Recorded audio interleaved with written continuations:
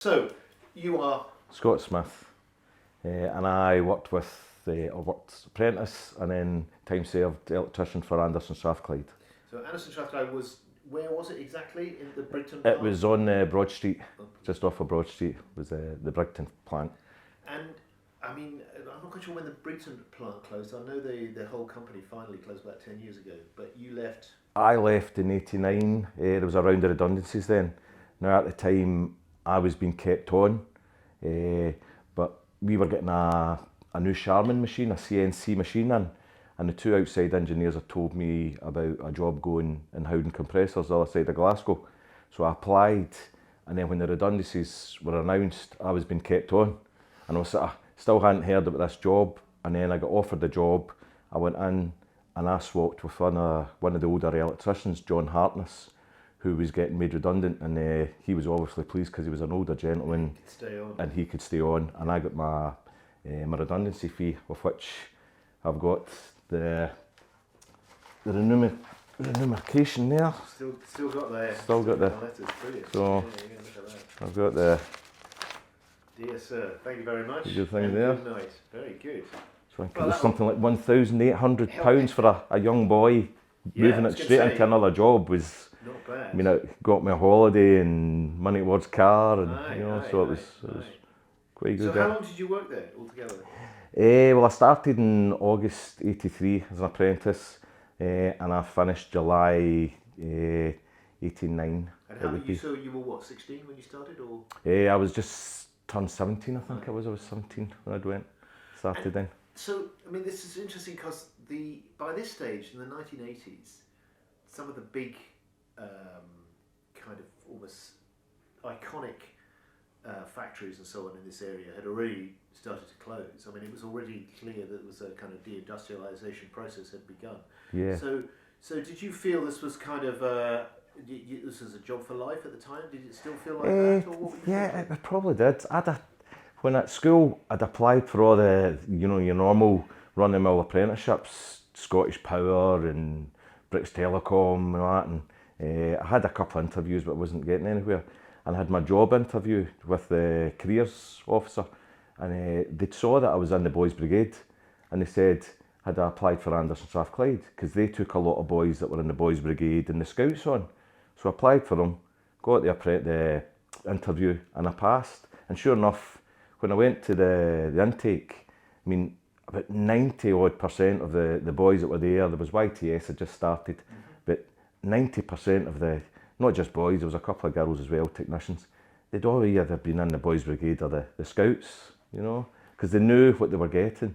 They knew they were getting sort of boys that were disciplined and, well behaved sort of thing, exactly. as we were. Yeah, of course you were. So it's interesting working for an organisation like that, which has been around for such a long time. Did it have all sorts of traditions and all sorts of procedures that had kind of been there all along? Oh yes, I mean, I remember now we'd started. We were getting paid through the bank, but we were one of the first. So the majority of the factory were still getting your pay slips and paid in a pay packet.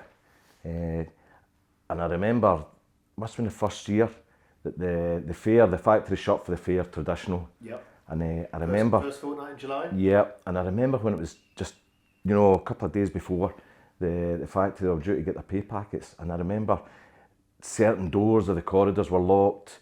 The police were there, and they brought in the money in a money van to actually, because the amount of money that the workers were actually getting paid out, at the time. So it was quite an eye opener seeing the police actually turning up in the factory because there was that amount of money coming to deliver. A very juicy target. You also had you were given your clock card, so it was the old traditional machine with the clock, and you clocked in and clocked out.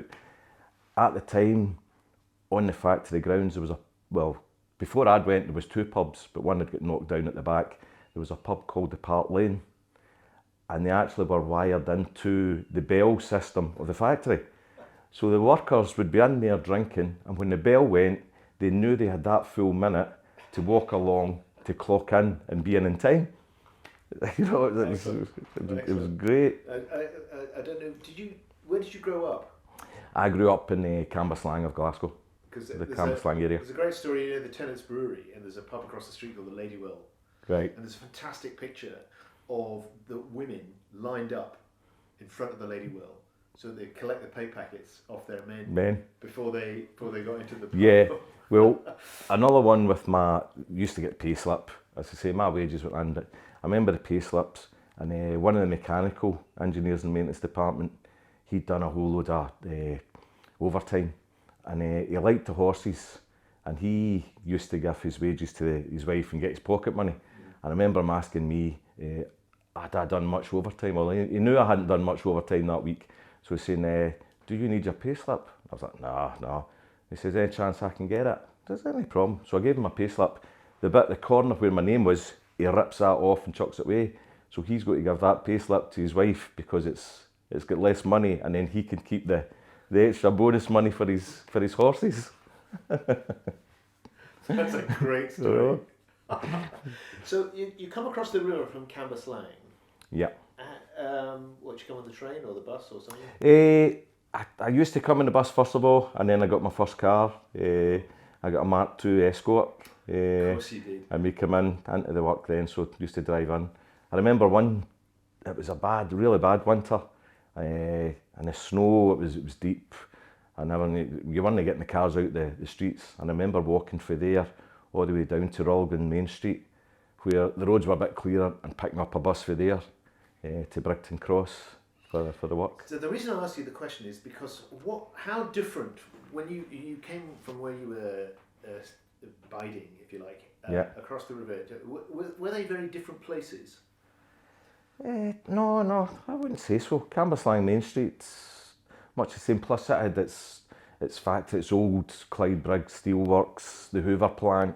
So it was the usual, you know, the working class man and the working, and then you had your pubs as well on the main street. So Brigton was the same, lots of pubs in the main street, working class man, factories and that. So no, there wasn't a great difference between the Cambuslang. Because as you know, the way they draw the boundaries of the city and so on. In Glasgow goes away on, you know, to the east out to Baillieston and Carlisle and so on. Yeah. Whereas it stops before you get to Rutherglen and Cambuslang. Yeah, at the time. But actually, it seems to me they're really very similar. They're very similar. I think the boundaries have chopped and changed because Rutherglen obviously being the old borough, and Cambuslang was in Lanarkshire, and then it became sort of almost under umbrella Glasgow, but it wasn't quite.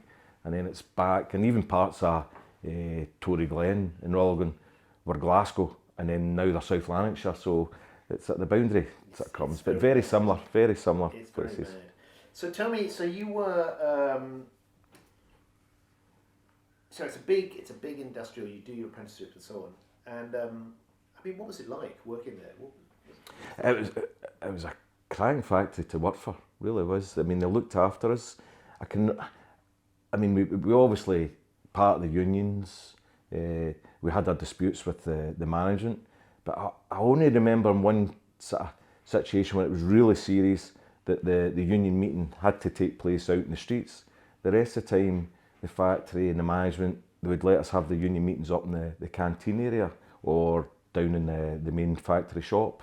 You know, so there was come and go with both, even though we were in dispute with them. They still allowed it. In case of, right, you are going outside to have your. There was only the one time when I can recall that. Tell me more about that. Well, I think that was just prior to the round of redundancies when they knew it was coming up. Because the other times we've been disputed, it was over pay and maybe some job issues and that. But the big one, it was the redundancies. We knew that was coming down the line. You know, the job losses, they were coming, and it went for a couple of months, and there was a wee bit of dispute and that with the union, with the management, etc. Were you ever out on strike? Not with Anderson's. No, I didn't go out, and we weren't out on strike with Anderson's. Sounds like there were other times then. There was other times. I moved to Howdens, and I was out on strike for a few weeks there, and then when I joined eventually joined the fire service, obviously I was out on strike and with them as well for the pay. Yeah. Do you see it? I mean, would you describe yourself as an activist, or are you a rank and file union member, or how would you see yourself? No, I wouldn't say I'm an activist. I've always taken an active part in the union wherever I've been, whether it's been engineering or into the fire service. But I just believe maybe in that social aspect that, you need the voice. The workers need the voice, otherwise, they'll get walked over by management, etc. So, I mean, I'm not fully on the union. There's times when the union, I think, go over above, but I think it's something that's needed. You definitely need a union, and it's a good to be part of that aspect. And of course, it's very much part of the history of Glasgow. I mean, trade unionism and activism and the Labour Party and all the rest of it. Were you aware of being in that kind of that stream of history? No, really, no. When I joined Glasgow, in at Brigton and Anderson's, you knew. I mean, you had the various different kinds of unions, and that because obviously the electrical union, and then you had obviously the AEU was the big union there, and everybody seemed to be a member. It wasn't a case of the option. Everybody was a member, and they looked after you, sort of thing. So. But history-wise, it wasn't probably till I was older that you actually start reading more. As a young boy, I think it was just part and parcel that, with managing that, they took it that way, that you became part of the union as well. What about your folks? What was their working life? My dad had started in the Lanarkshire Steel Company, but he was in the sort of finance. He was good with finance. Okay. My mum was the same, and then they both went into the insurance industry. Oh. So they were in the insurance industry. But I was brought up, I was born in Motherwell, in the shadow of Ravenscraig, and it was all steelworks round about there, and then I was brought up in Cambuslang when I was 5. And again, Cambuslang at the time had a huge steelworks site, and I remember as a wee boy driving to Motherwell. We didn't have the motorway then, driving through the steelworks and all of these, the steelworks going over above you, and the train lines and all that sort of stuff.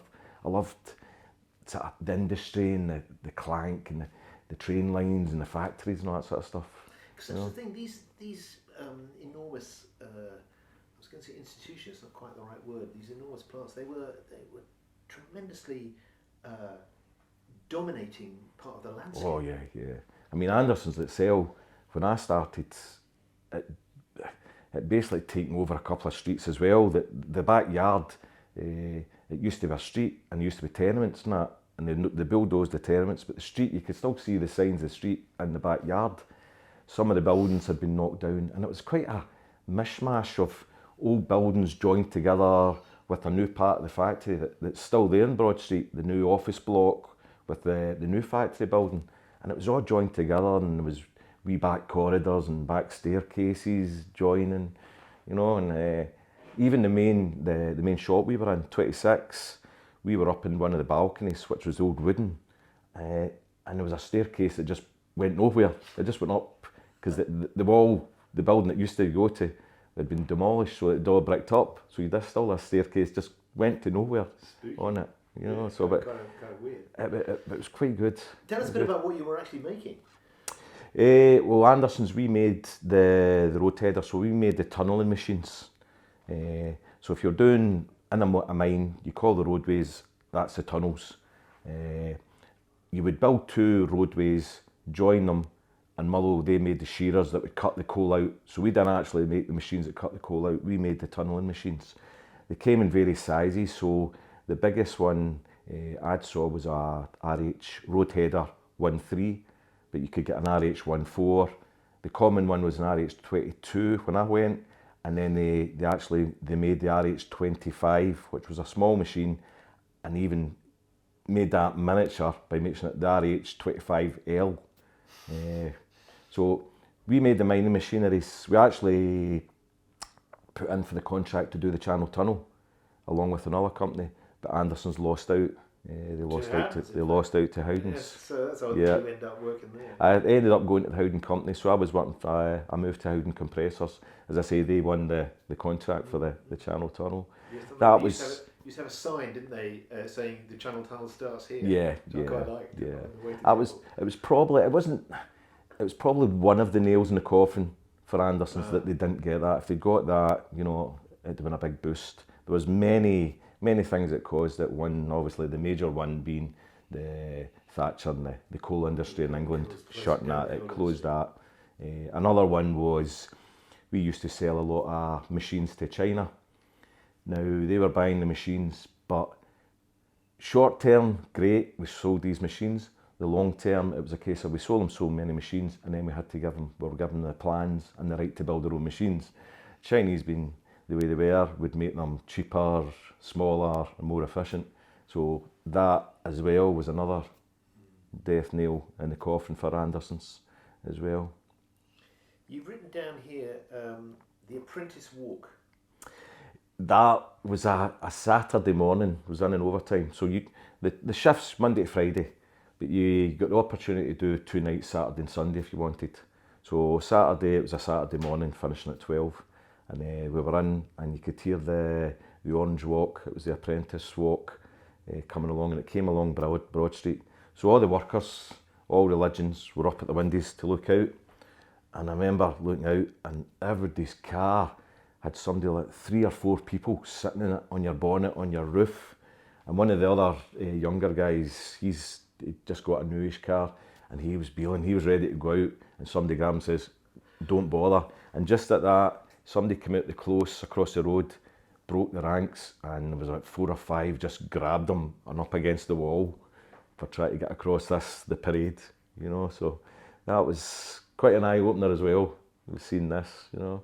You weren't involved in, you didn't go on the walks or anything like that? No, we were working day shift, and as I say, looking out. This is the apprentice boys, it's not you being No, not apprentice boys, it was the actual, Right. the Orange Apprentice Walk. Right, I see. Was coming along Broad Street on a Saturday morning, and I had 3 folks sitting in my escort for that. Yeah. What else we got here? The coal board, the coal board strike, so the coal strike. So you were talking about the strikes in '84? Yeah, during that time, now when we made the road headers, the 2 colours were white or red. Now white was always going to the National Coal Board. Red, they would be going to Canada, China, or anywhere else in the world. And at the time, during the strikes, we had a couple of RH-22s and an RH-25 that were built, but they couldn't get them down to the various mines or the pits in England.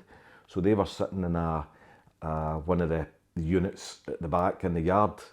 Now, because they're sitting there, we had to go over and start them up electrically every now and again. And I remember getting sent over with, it was one of the other electricians, Colin McElwraith. Went over, unlocked the shed, opened the doors. Now, it was like probably 100 yards down to where the electrical junction, where you to start it. Now, when you started it, because of the starting current in these things, you to follow in with a stick, the contactor, to keep it in. Now, as we opened the doors, just down right outside the contactor bit was a rat. Now, this thing was the size of a cat. This was a big thing. Colin picks up a couple of nuts and bolts, launches them. They bounce next to the rat and it doesn't move. So he gets another bolt, launches another one, and it bounces again.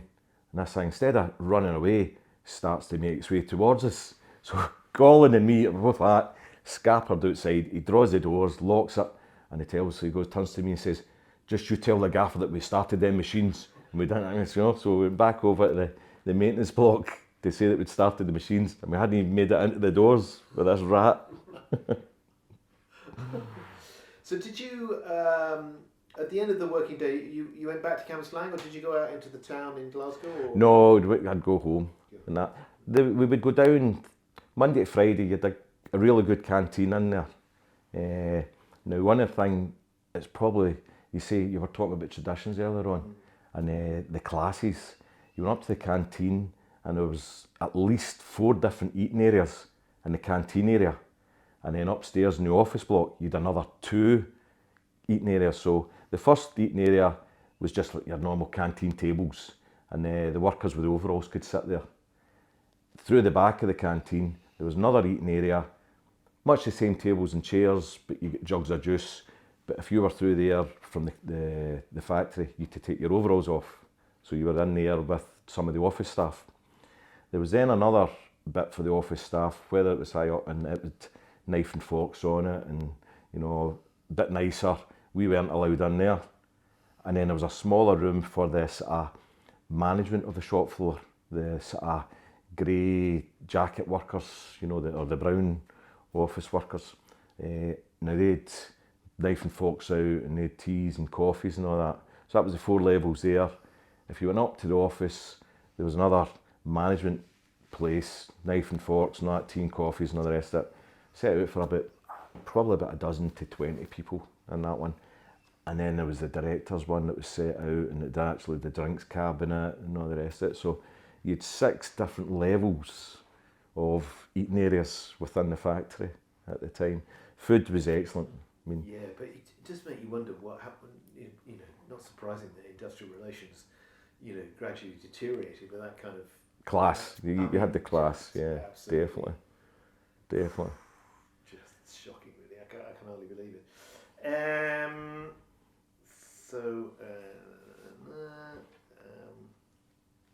Tell us about the payslip. That's a good story. What is flame-proof putty? Flame-proof putty.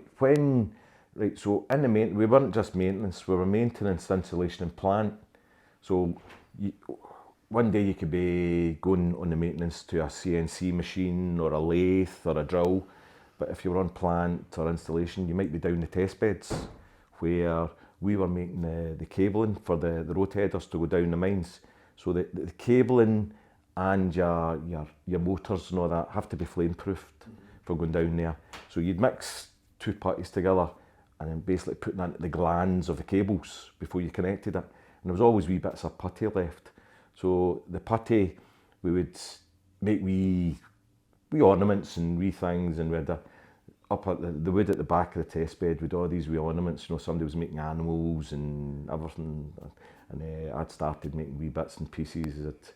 I had wee animals. I think I had a skeleton, and I brought a couple of them along here with me. So we got the tree stump, we got the cat, and the one that took me a wee while was the actual road header.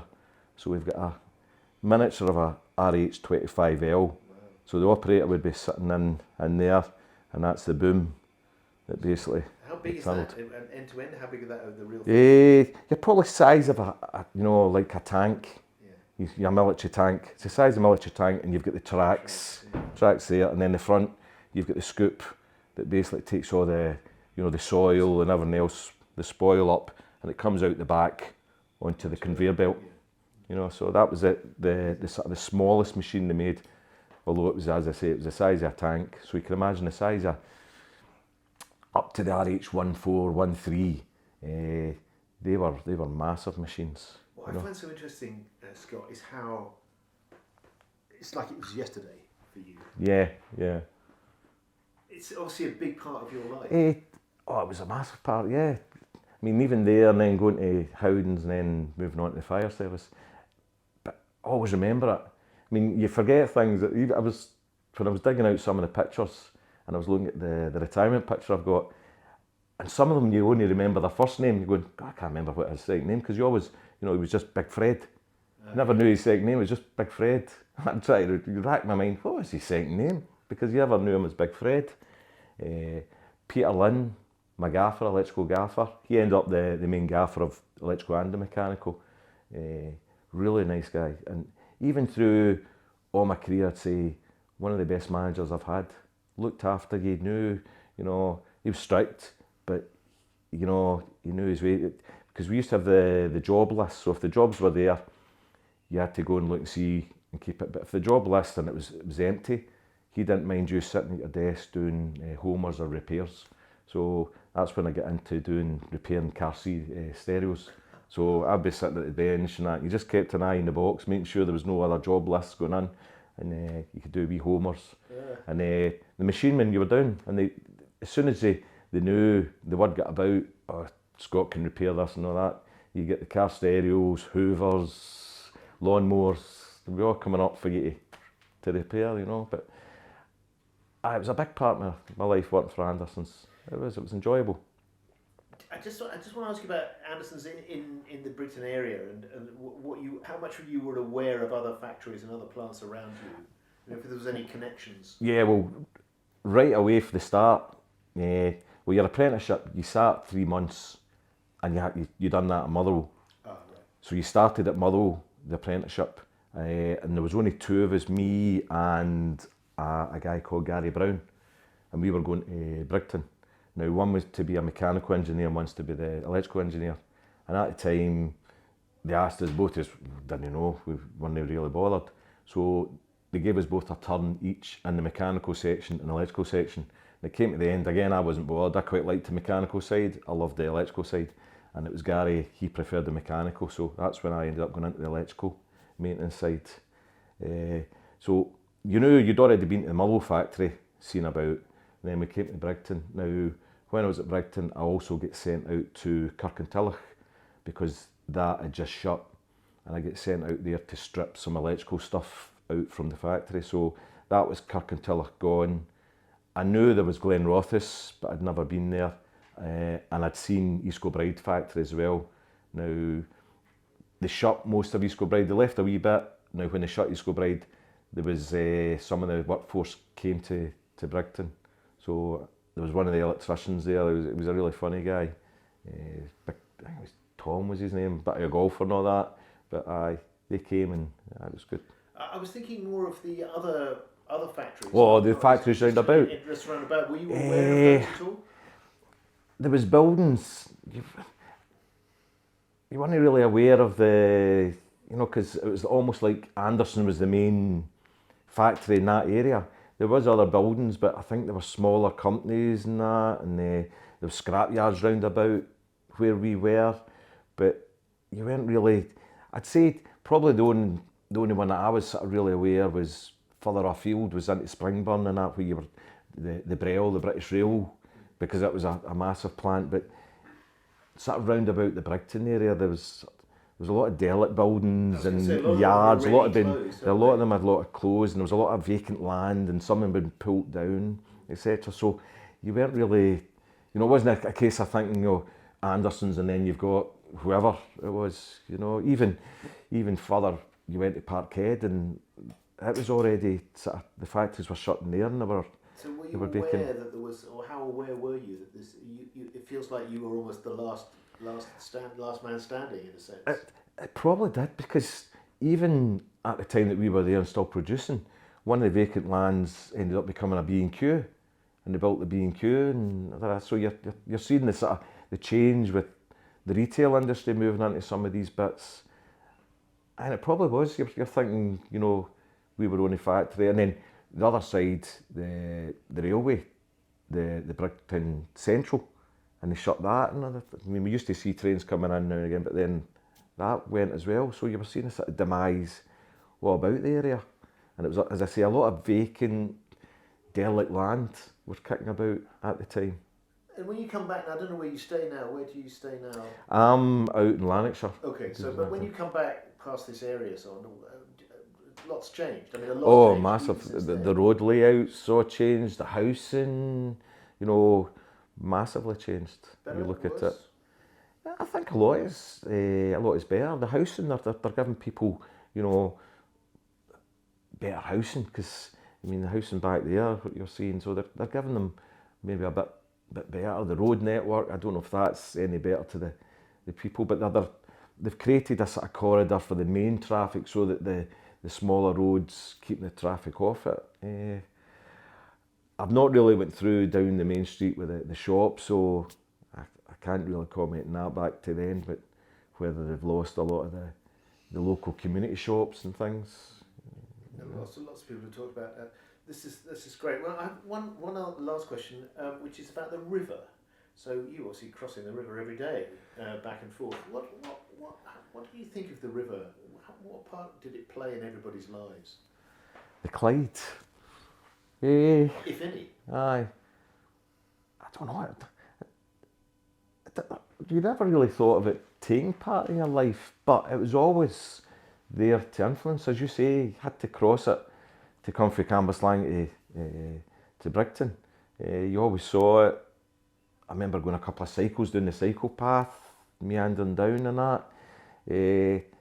Through my life, future life, I mean, once I was in the fire service, I remember, you know, being sent out, somebody had fallen in the Clyde and that, we were part of trying the search and all that thing, so it's, and then you hear about the stories like some of the major industry, and they use the water from the Clyde, especially Cambuslang, into the steelworks and all that sort of thing. With Anderson, it never really, I don't know if it influenced us. We were far enough away from it for then. I used to travel from my house in Denniston to Scottish Television, the new Scottish Television place down by the Squinty Bridge. Yes, yeah. And I was on a bike, a bit like you, in fact. And so you go along by the river. And one of the things I noticed was that every day the river was different. So if it had rained, been a lot of rain, there'd be a completely big different colour. And they'd be full of trees and God knows what. Other days it'd be flat calm. Other days it'd be quite rough. Yeah. Well, the tide was, this is below the weir, obviously, so the tide being out. And it was always a kind of, I always remember it being a kind of, oh yeah, so the river's like this today. It was, you know. Aye, different changes for the character. Yeah. I don't know if you were aware of that sort of thing.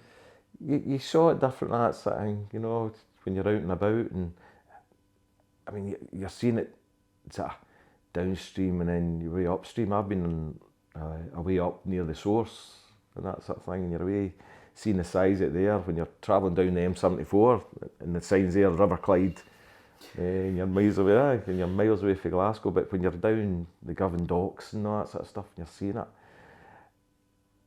I think it'd have been better way back when the ship industry and that, because the factories and that were lining the Clyde way back then, it was probably more important then to the people, I think. Now, you know, as the factories have gone, they've put up the flats, and it's more a view to the people with the luxury flats that can live on the top on the Clyde, rather than what it was then. It was a necessity. The factories were sitting propped along, the shipbuilding right along. So I think it's probably changed its thought and necessity to the people, I think, when you see what the Clyde has become. Excellent. Okay, time-wise, yeah. I think that's